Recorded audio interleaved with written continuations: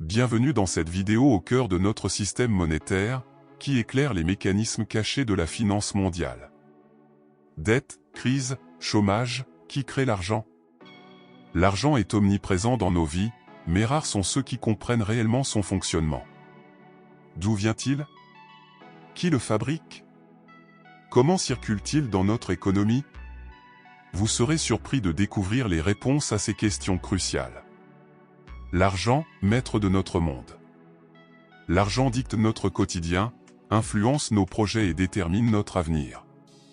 Pourtant, beaucoup pensent encore que l'argent est simplement fabriqué par l'État, que ce qui est sur leur compte en banque est réel, et que les banques prêtent l'argent de leurs déposants.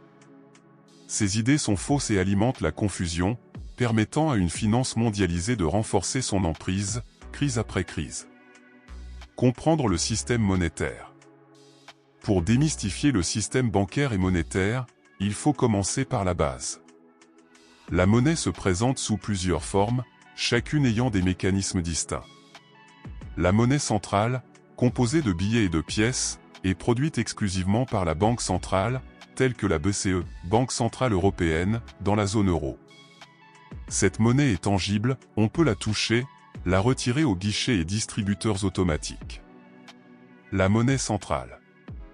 La monnaie centrale, aussi appelée monnaie fiduciaire, est la forme de monnaie la plus familière. Elle comprend les billets et les pièces que nous utilisons pour nos transactions quotidiennes. Ces billets et pièces sont fabriqués par la Banque centrale et représentent une petite fraction de la masse monétaire totale. La Banque centrale a pour mission de maintenir la stabilité économique, de contrôler l'inflation et de veiller au bon fonctionnement du système bancaire. La monnaie scripturale. Mais il existe aussi une monnaie moins connue, la monnaie scripturale.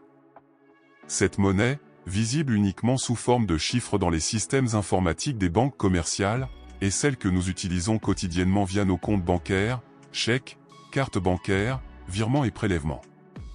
La monnaie scripturale représente la majorité de la masse monétaire en circulation. Elle est créée par les banques commerciales lorsqu'elles accordent des crédits. Histoire de la monnaie. L'histoire de la monnaie remonte à des millénaires, bien avant l'apparition des pièces d'or et d'argent. Contrairement à la croyance populaire, ce n'est pas le troc qui a donné naissance à la monnaie, mais le crédit. Nos ancêtres comptabilisaient leurs dettes bien avant d'utiliser des objets en échange. Ce système de crédit reposait sur la confiance mutuelle et la moralité, une dette devait être honorée. Le crédit avant la monnaie. Les premières traces de crédit remontent à l'époque sumérienne, il y a environ 5000 ans. Les tablettes d'argile retrouvées montrent des enregistrements de dettes et de crédits gérés par des temples. Ces institutions jouaient un rôle central dans l'économie, en assurant la stabilité et la confiance nécessaires pour les échanges. Le troc n'était utilisé que de manière marginale et souvent dans des contextes de crise ou de guerre, où la monnaie venait à manquer. L'émergence de la monnaie métallique. Avec le temps, des souverains et des élites ont imposé l'utilisation de la monnaie métallique pour asseoir leur pouvoir, faciliter le commerce et percevoir les impôts. C'est ainsi qu'est née la monnaie métallique, sous forme de pièces d'or, d'argent et de cuivre. Ces pièces avaient une valeur intrinsèque et étaient faciles à transporter et à échanger. Ce contrôle sur la monnaie leur permettait de vivre et s'enrichir sans travailler, en exploitant la production de la population. Les banques et la création monétaire. À partir du XVIIe siècle, des marchands et des orfèvres ont commencé à émettre des certificats de dépôt en échange de métaux précieux, créant ainsi les premiers billets de banque. Les orfèvres ont ensuite découvert qu'ils pouvaient prêter ces métaux sous forme de certificats, augmentant ainsi leur richesse grâce aux intérêts perçus. Aujourd'hui, ce système a évolué.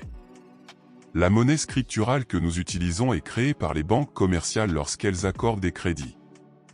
Elles inscrivent cette monnaie sur les comptes des emprunteurs, bien que cette somme n'existe pas physiquement dans leur coffre. Lorsque le crédit est remboursé, cette monnaie est détruite, reproduisant ainsi le mécanisme utilisé par les orfèvres autrefois. Ce processus est appelé création monétaire par le crédit. La réserve fractionnaire.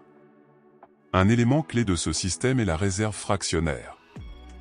Les banques ne sont tenues de conserver qu'une fraction des dépôts de leurs clients sous forme de réserve. Cela leur permet de prêter bien plus que ce qu'elles détiennent réellement en espèces. Ce mécanisme amplifie la création monétaire et peut conduire à une expansion rapide de la masse monétaire en période de croissance économique, mais aussi à des risques accrus en période de récession. La crise financière et économique. Depuis la crise de 2008, les mécanismes de création monétaire par les banques commerciales sont de plus en plus scrutés. La création excessive de monnaie scripturale peut mener à des bulles spéculatives, où la valeur des actifs dépasse largement leur valeur réelle, entraînant des crises financières. Lorsque ces bulles éclatent, elles causent des récessions économiques, augmentant le chômage et les dettes publiques. Les origines de la crise de 2008. La crise de 2008, souvent appelée la Grande Récession, trouve ses origines dans la bulle immobilière aux États-Unis. Les banques ont accordé des prêts hypothécaires à risque, souvent à des emprunteurs peu solvables. Ces prêts ont été titrisés et vendus à des investisseurs du monde entier. Lorsque les emprunteurs ont commencé à faire défaut, la valeur de ces titres s'est effondrée, provoquant une crise de liquidité et une panique bancaire. Le rôle des banques centrales. Les banques centrales jouent un rôle clé dans la gestion de la masse monétaire et des taux d'intérêt. En période de crise, elles peuvent injecter de la liquidité dans le système financier pour éviter un effondrement. Cependant, ces politiques de quantitative easing peuvent aussi augmenter les inégalités en faisant monter les prix des actifs financiers, dont bénéficient principalement les plus riches. Alternatives et réformes potentielles. Pour répondre à ces défis, certaines voies appellent à des réformes profondes du système monétaire. Parmi les propositions, on trouve 1. Monnaie souveraine, où l'État reprendrait le contrôle total de la création monétaire, limitant ainsi le pouvoir des banques commerciales. 2. Banques éthiques, des institutions financières dont les pratiques sont basées sur des principes éthiques et durables. 3. Crypto-monnaies et blockchain, des alternatives décentralisées qui pourraient offrir plus de transparence et de sécurité dans les transactions financières. Monnaie souveraine. L'idée de la monnaie souveraine, également connue sous le nom de monnaie pleine, propose que seules les banques centrales soient autorisées à créer de la monnaie. Les banques commerciales deviendraient des intermédiaires financiers, se contentant de prêter de l'argent déjà existant. Cette réforme vise à stabiliser l'économie en éliminant le risque de création excessive de monnaie et en réduisant l'endettement privé.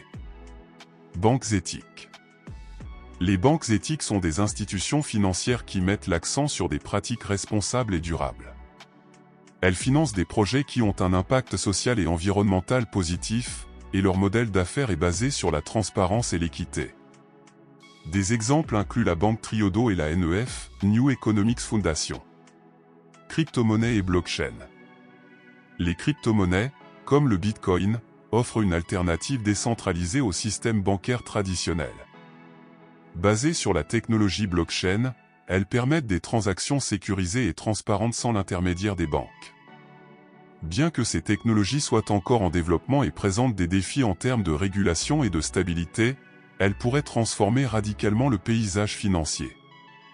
Si vous êtes intéressé par l'idée de comprendre l'argent, les crypto-monnaies et la blockchain, abonnez-vous et activez la cloche de notification.